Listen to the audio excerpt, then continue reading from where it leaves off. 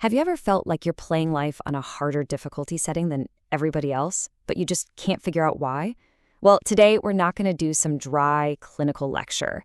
Instead, think of this as a journey of understanding for all the adults out there who feel like something's a little off, but have never, ever been able to put a name to it. So let's just dive right in. This one sentence from Daniel Loper's story, it just says it all, doesn't it? I mean, can you imagine going through more than 4 decades of your life, facing all these struggles you can't explain, only to find out there was a reason for it all along? For so many people, a late diagnosis isn't the end of the road. It's the very beginning of finally understanding a lifetime of unanswered questions. These aren't just feelings, are they? They're labels. Labels that get stuck to you. And, labels you might even start to believe about yourself. You look at a long list of half-finished projects and think, yep, I must just be lazy. But what if it's not a character flaw at all? What if it's just how your brain is wired? Okay, so when most of us think of ADHD, what pops into your head? Probably a kid bouncing off the walls in a classroom, right?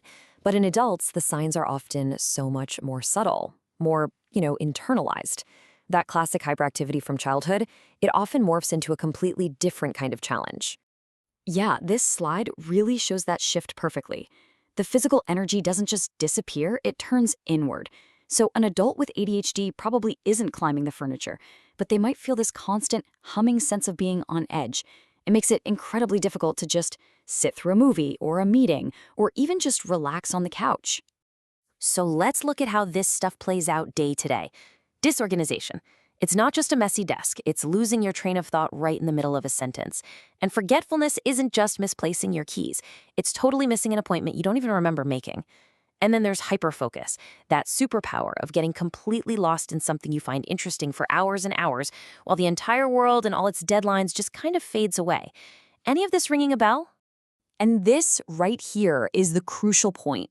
When these behaviors are misunderstood by your family, by your boss, even by yourself, it takes a huge toll. You're not immature. You're not uncaring. The problem is that these symptoms get mistaken for personality traits, and that can lead to a lifetime of shame and really poor self-esteem. Okay, so let's get to the why. This isn't about just trying harder or needing more willpower. We are talking about fundamental differences in the brain. And this is where the science starts to bring some real clarity and, honestly, for a lot of people, a huge sense of relief. The absolute core challenge for so many adults with ADHD is something called executive dysfunction. The best way to think about it is like the CEO of your brain is having a tough time, delegating tasks, managing the calendar, and keeping projects on track. It's that whole management system that's supposed to help you plan, organize, and just get things done. And this shows you exactly how that executive dysfunction pops up in the real world. A big project at work feels completely impossible because you can't even figure out where to start. You might have 10 things you need to do, but your brain can't sort them by importance, so you end up just not doing any of them. It's this constant, draining battle with planning and prioritizing. All right, let's talk about another piece of the puzzle that almost always gets missed: emotional dysregulation. Now, this isn't technically in the official diagnostic rulebook, but pretty much all experts agree it's a central part of ADHD. It's that quick-to-anger feeling, that intense frustration over tiny little things, and having emotional reactions that just feel way bigger than the situation calls for. This quote is just so powerful because it shines a light on the real-world impact this has on relationships. When your emotional reactions are super intense and unpredictable, it can be really confusing and, hurtful for the people you love. They might start to feel like they have to be careful around you, which, of course, creates distance and conflict. Have you ever felt like 5 minutes and 50 minutes are basically the same thing? That's what we call time blindness. It is a genuine difficulty in perceiving how time is passing. It's not about being disrespectful. It's about your internal clock being totally out of sync with the one on the wall, which is why being chronically late is such a common struggle. Okay, so if we're talking about millions and millions of adults with ADHD, you have to ask, why is it that the vast majority of them are just walking around with no idea they have it? The reasons for this huge diagnosis gap are complicated, but understanding them is key. Just look at these numbers for a second. This chart tells a staggering story. An estimated 80% of adults with ADHD are undiagnosed or untreated. That means for every one person who gets the support they need, there are 4 others out there struggling in silence. probably blaming themselves for it all. So here are the main culprits. A doctor might see the intense emotions and misdiagnose it as bipolar disorder or depression.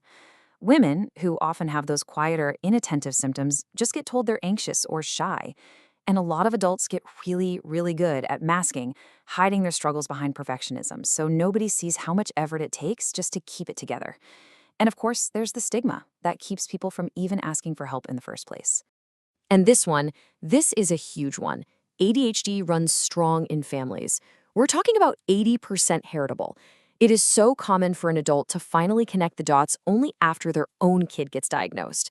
And yet so many doctors just don't take a proper family history, missing one of the biggest clues staring them right in the face. So with all of these challenges, what does the path forward even look like? Well, it starts with a really fundamental shift in how you see it. A diagnosis, it isn't about slapping a label on yourself. It's about finally getting the instruction manual for your own brain.